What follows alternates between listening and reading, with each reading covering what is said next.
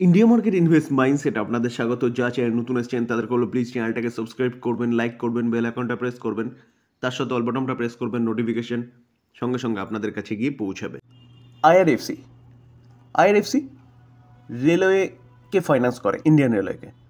তো এই কোম্পানিটাকে দেখলে দেখা যাবে, দেখুন আজকের দিনে কোম্পানিটা 4.5%-এর ওপরে একটা ভালো আপসাইড মুভমেন্ট দেখাচ্ছে এখনও পর্যন্ত। যেখানে কোম্পানিটাকে দেখলে দেখা যাবে, দেখুন আস্তে আস্তে কিন্তু কোম্পানিটা ভালো মুভমেন্ট দেখানো শুরু করেছে, 164-তে চলে এসেছে। যেখানে আমি লাস্ট এক মাস ধরে কিন্তু আপনাদেরকে বলছিলাম যে এই কোম্পানিটা রাডারে রাখার জন্য, যেখানে কোম্পানিটা মোটামুটি ওই 338-40 এরকম চলে এসেছিলো তখন থেকে বলছিলাম। কারণ বাজেট সামনে আসতে চলেছে।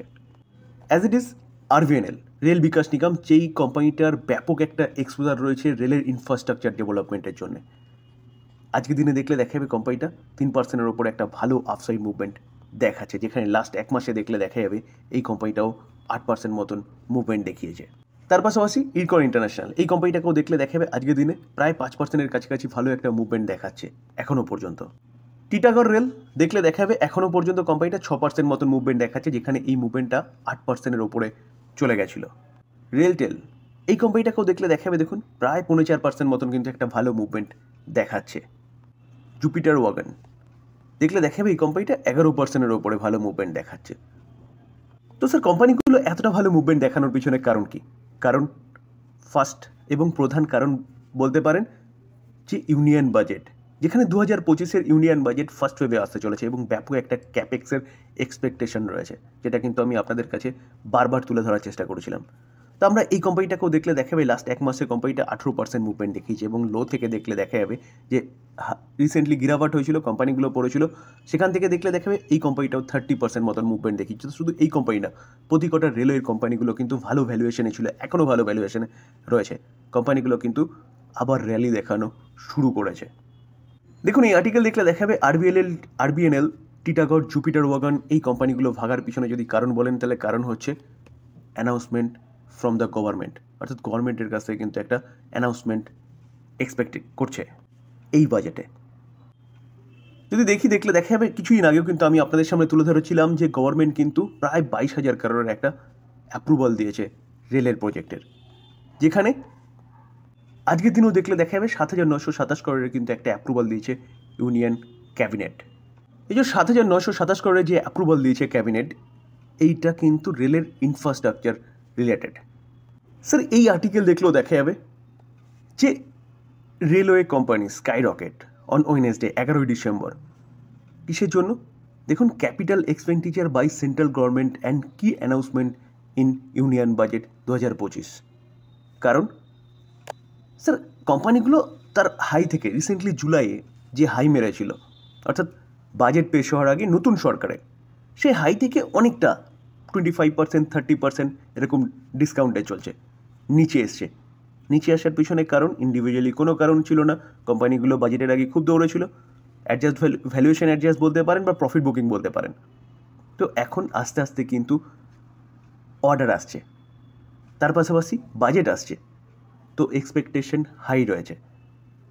তো যদি এক্সপেকটেশন হাই রয়েছে মানে অ্যানাউন্সমেন্ট ভালো একটা ক্যাপেক্স করতে পারে গভর্নমেন্ট ইউনিয়ন বাজেটে, তার জন্যই কিন্তু কোম্পানিগুলো ভালো মুভমেন্ট দেখাচ্ছে। তো এই কোম্পানিগুলো এখন কিন্তু পিক করার সঠিক সময়, কারণ যেটা একটু আগে বললাম, কোম্পানিগুলো জুলাইয়ে হাই মেরেছিল, সেখান থেকে অনেকটা ডিসকাউন্টে চলছে।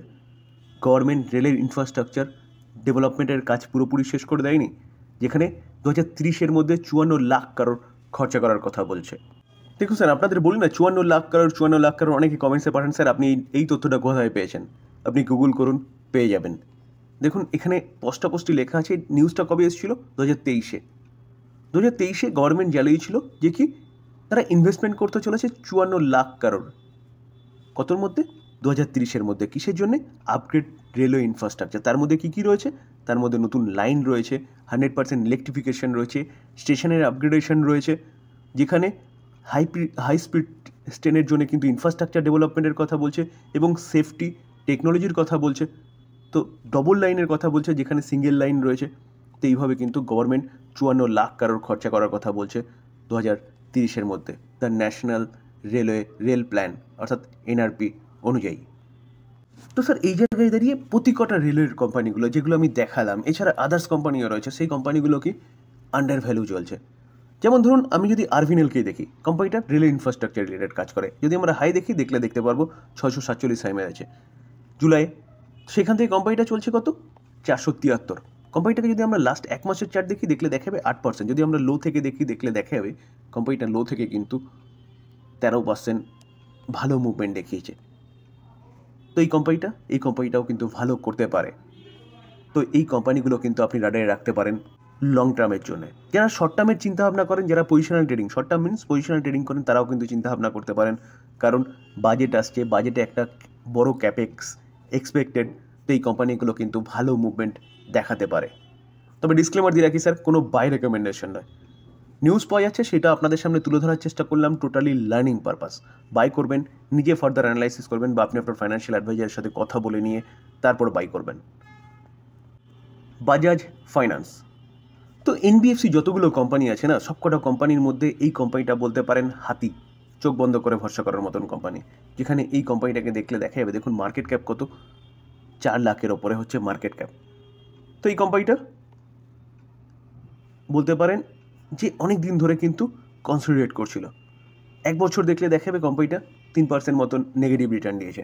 আমরা যদি 5 বছর রিটার্ন দেখা যাবে কোম্পানিটা অনলি ফর 73% রিটার্ন দিয়েছে। যেখানে দেখা যাবে কোম্পানিটা মোটামুটি 2021 থেকে একই দায়রার মধ্যে চলছে।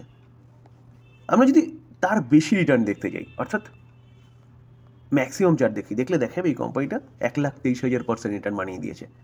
তো এরকমই কোম্পানিটা কিন্তু আন্ডার ভ্যালু রয়েছে বলতে পারেন। তো এই কোম্পানিটাও কিন্তু এখান থেকে আপনি চিন্তাভাবনা করতে পারেন পজিশনাল ট্রেডিংয়ের জন্যে বা লং টার্মের জন্য। কেন বলছি চলুন দেখে নিই।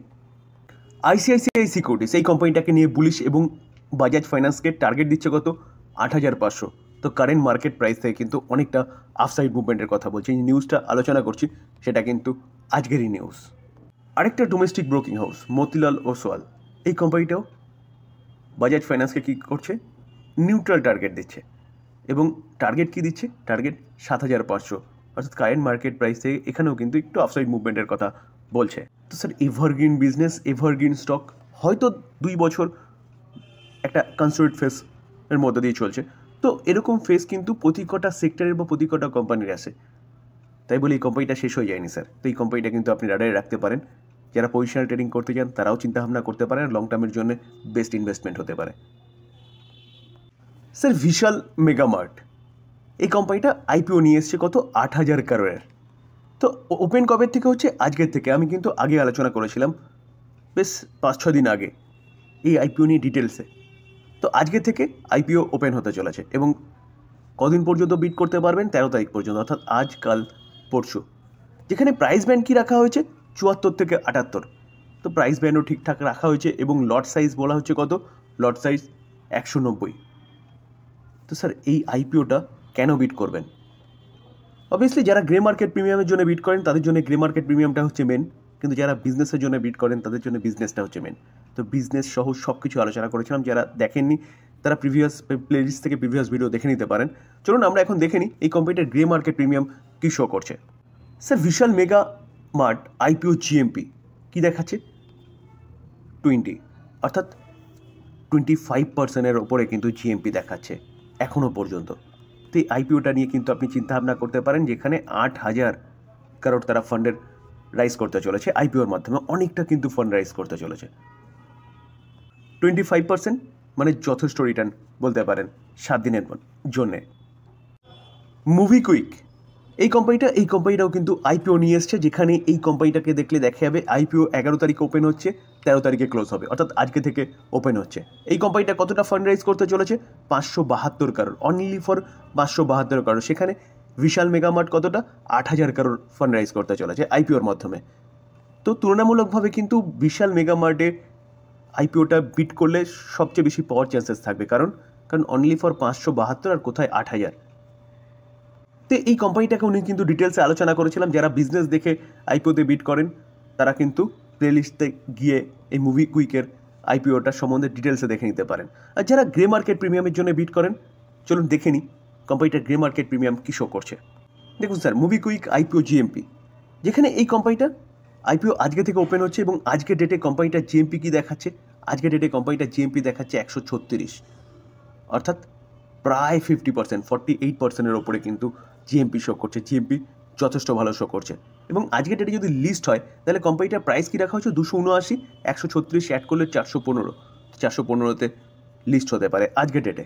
কিন্তু স্যার প্রবলেমটা কোথায়? প্রবলেম অনলি ফর 572 কারোর তুলতে চলেছে আইপিওর মাধ্যমে। তো এই আইপিও অনেক বেশি ওভার সাবস্ক্রিপশন হবে, যেখানে 8,000 কারোর সেটা কিন্তু কম ওভার সাবস্ক্রিপশন হবে। এবার চিন্তাভাবনা আপনার, আপনি কি করবেন? আলোচনা এই পর্যন্তই। যদি ভালো লাগে, যা চ্যানেল নতুন এসেছেন তাদের বলো প্লিজ চ্যানেলটাকে সাবস্ক্রাইব করবেন, লাইক করবেন, বেল আইকনটা প্রেস করবেন, তার সাথে অল বাটনটা প্রেস করবেন, নোটিফিকেশন সঙ্গে সঙ্গে আপনাদের কাছে গিয়ে পৌঁছাবে। থ্যাংক ইউ, ভালো থাকবেন।